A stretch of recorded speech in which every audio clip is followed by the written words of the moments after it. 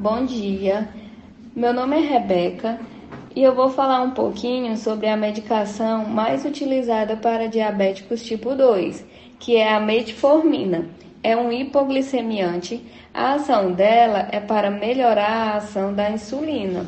Então a gente fala que ela é uma sensibilizadora de insulina. Ela age no fígado, reduzindo a produção excessiva de glicose. E também melhora a absorção de glicose, principalmente na musculatura do corpo. Então, em geral, podemos dizer que a metformina reduz a produção de glicose no fígado e melhora a absorção, a permeabilidade da célula para que a glicose entre e não fique circulando pelo corpo. Claro que, como toda droga, tem efeito colateral, mas não deixa de ser a droga mais segura, é a mais tolerada, é a mais estudada. O principal efeito colateral é gastrointestinal, como náuseas, vômitos, diarreias, desconforto abdominais. Hoje em dia existe uma preparação de metformina especial, chamada metformina XR, que é de liberação lenta, que minimiza bastante esse efeito colateral. Agora eu vou falar um pouquinho sobre a glibenclamida. É utilizado para tratamentos diabético tipo 2. A glibenclamida faz parte da classe de drogas chamadas de sulfonilureias. O mecanismo de ação é dizer para o pâncreas: vai lá, pâncreas, produz mais insulina. E o pâncreas vai lá e produz mais insulina. O efeito disso é que você consegue reduzir o nível de glicose no sangue, ou seja, o nível de glicemia, trazendo para valores normais e até controlando em alguns casos, como os pacientes que têm diabetes.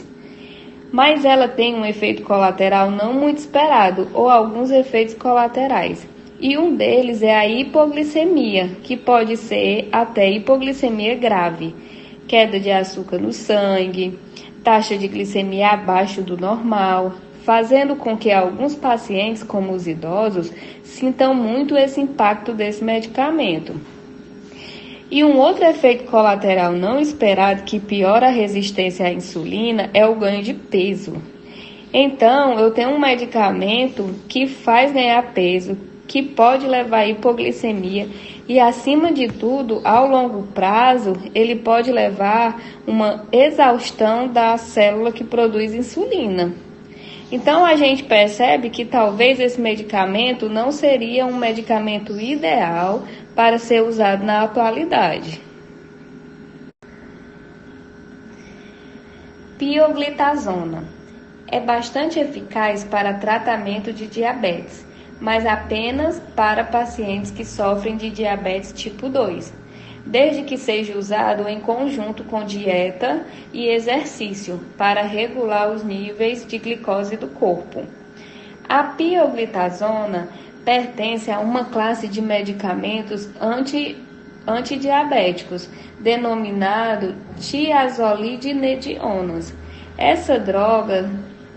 Essas drogas são especificamente para pacientes com diabetes tipo 2. O uso de pioglitazona funciona porque o medicamento reduz a quantidade de glicose presente no sangue do paciente, funciona tornando os receptores de insulina do corpo mais receptível à insulina. No entanto, o pâncreas do paciente deve produzir alguma insulina para o medicamento funcionar. É por isso que a pioglitazona para diabetes é apenas um tratamento eficaz quando o paciente é diabetes tipo 2. A eficácia para o diabetes foi demonstrada através de ensaios clínicos, mas a droga também demonstrou aumentar o risco de pacientes de desenvolver câncer de bexiga. No entanto, foi considerado esse risco insignificante quando comparado com os benefícios do medicamento. A droga geralmente não será prescrita para qualquer pessoa que tenha sofrido de câncer de bexiga ou que tenha histórico familiar de câncer de bexiga. Apesar do fato de que a droga reduz os níveis de glicose no sangue, bem como a quantidade produzida no fígado, só é prescrita juntamente com dieta e exercício. A pioglitazona para diabetes não é um tratamento eficaz por si só e não deve ser confiada apenas para manter baixos níveis de glicose. Oi, bom dia. Meu nome é Júlia e eu vou falar um pouco mais sobre os agentes que aumentam a secreção de insulina. Sulfonilureias promovem a secreção de insulina pelo pâncreas. Estão entre os medicamentos mais utilizados para o tratamento de pacientes com diabetes tipo 2. O receptor dela é componente do canal de cálcio, dependente de ATP nas células beta-pancreáticas. O efeito final é o aumento da capacidade de resposta das células beta à glicose, o que resulta em mais insulina a ser liberada para todas as concentrações de glicose no sangue. Essa classe compreende medicamentos que envolvem uma ação hipoglicemiante mais prolongada e promove redução da glicose plasmática basal. A eficácia dessa classe tende a reduzir com um tempo de uso. Essa é uma das principais desvantagens dessa categoria. Clorpropamida é um hipoglicemiante oral da classe da sulfonilureia, indicado para uso em associação com uma dieta e exercício para melhorar o controle da glicemia em adultos com diabetes tipo 2. É rapidamente absorvida pelo trato gastrointestinal. Glipizida é indicado como adjuvante à dieta e ao exercício, para melhorar o controle glicêmico em adultos com diabetes mellitus tipo 2. Gliclazida é indicada no tratamento do diabetes não insulino-dependente, diabetes no obeso, diabetes no idoso, diabetes com complicações vasculares. Reduz os níveis sanguíneos de glicose por estimulação da secreção de insulina pelas células beta das ilhotas de Langerhans. Glimepirida é indicada para o tratamento oral de diabetes mellitus não insulino-dependente, quando os níveis de glicose não podem ser adequadamente controlados por meio da dieta alimentar, exercícios físicos e redução de peso, diminuindo a concentração sanguínea da glicose, principalmente pela estimulação da secreção de insulina. Pode ser associada a outros antidiabéticos orais que não estimulam a secreção de insulina, como a metformina. Reações adversas dos sulfonilureias. As principais reações adversas associadas ao ganho de peso e hipoglicemia. O ganho de peso se deve ao ganho de insulinemia e pode chegar a 4 kg. A hipoglicemia é frequente principalmente com clorpropamida, devido ao tempo de meia-vida mais longa. Indivíduos idosos que pulam refeições e praticam atividades físicas são mais suscetíveis. Por essa razão, essa classe é inapropriada para idosos. Bom dia, meu nome é Aline e eu vou falar um pouco sobre as glinidas. As glinidas promovem a liberação de insulina pelo pâncreas, no entanto, com ação bem mais curta do que as sulfonilúreas. Elas estimulam a liberação por mecanismo semelhante às sulfonilúreas, entretanto, via sítio distinto de ligação ao receptor. Apresenta ligação fraca do receptor, o que gera um efeito liga-desliga. Além disso, tem um tempo de meia-vida curto, estimulando a liberação de insulina por curtos períodos de tempo. Esses medicamentos apresentam um começo de ação rápida, em torno de 30 minutos, e de curta duração, de até 4 horas. Por isso, são usadas para reduzir a glicemia pós-prandial. Seu uso é feito antes das refeições. Agora eu vou falar um pouco sobre a repaglinida.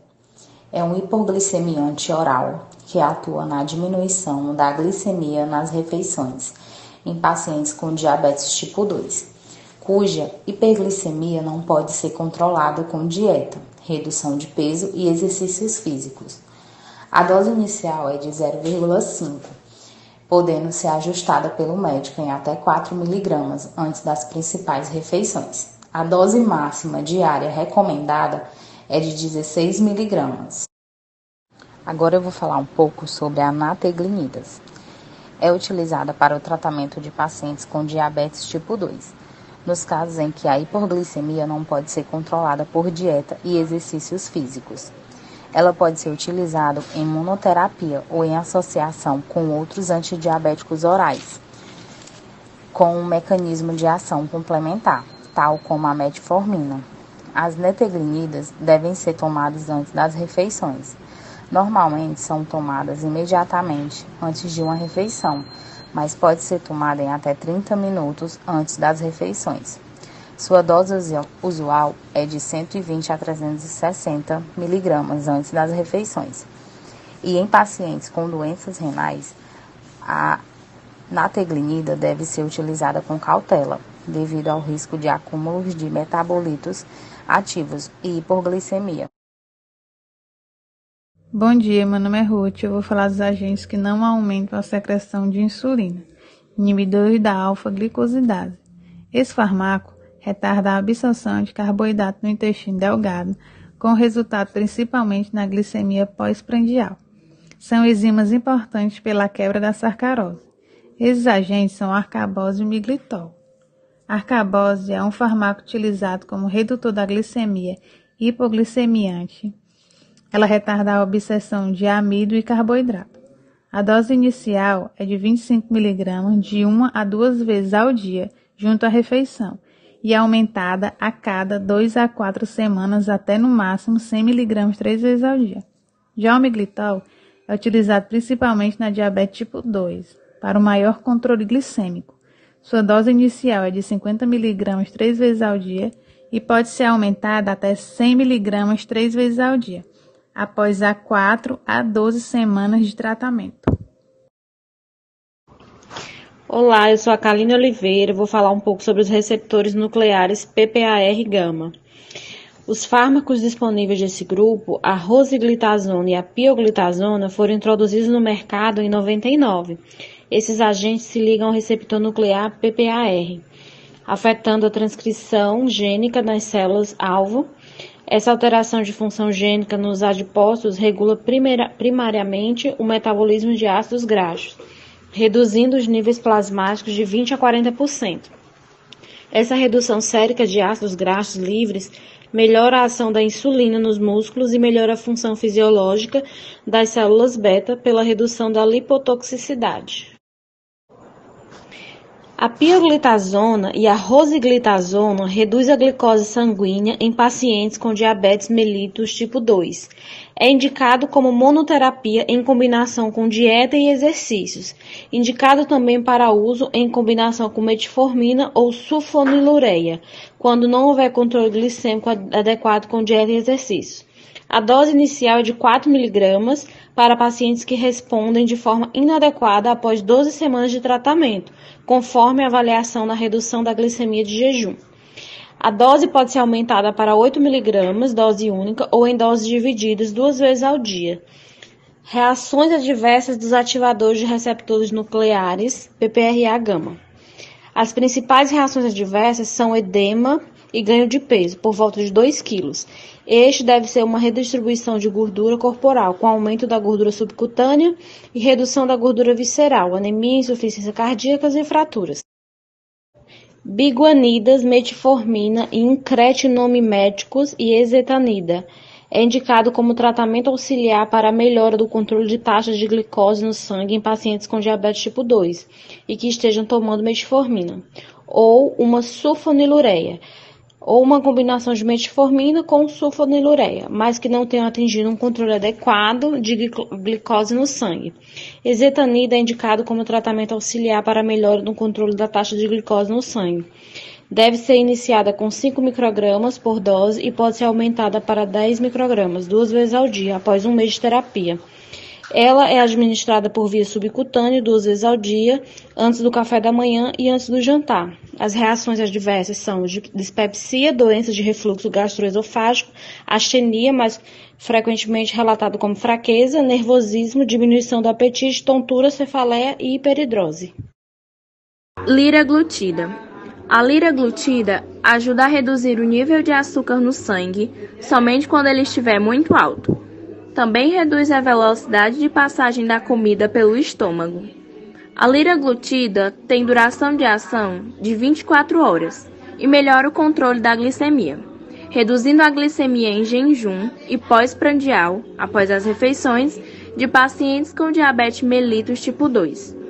A dose inicial é de 0,6 mg uma vez por dia. Depois de uma semana, a dose deve ser aumentada para 1,2 mg. Se a glicose plasmática ainda assim permanecer acima da meta terapêutica, a dose pode ser aumentada para 1,8 mg uma vez por dia. Eventos adversos: hipoglicemia, principalmente quando associado a secretagogos, náusea, vômitos e diarreia. Inibidores da DPP-4, gliptinas. Ajudar a reduzir seus níveis de açúcar no sangue, que estão aumentando por causa do diabetes tipo 2. Pode ser utilizado isoladamente ou em combinação com alguns outros medicamentos, metformina, sulfonilureia, agonistas dos proliferadores de peroxisoma tipo gama, insulina, que diminuem os níveis de açúcar no sangue e deverá ser associado à dieta e a um programa de exercícios que o seu médico lhe recomendará. A sitagliptina, linagliptina, vidagliptina e alodiptina são os principais representantes da classe. Eventos adversos.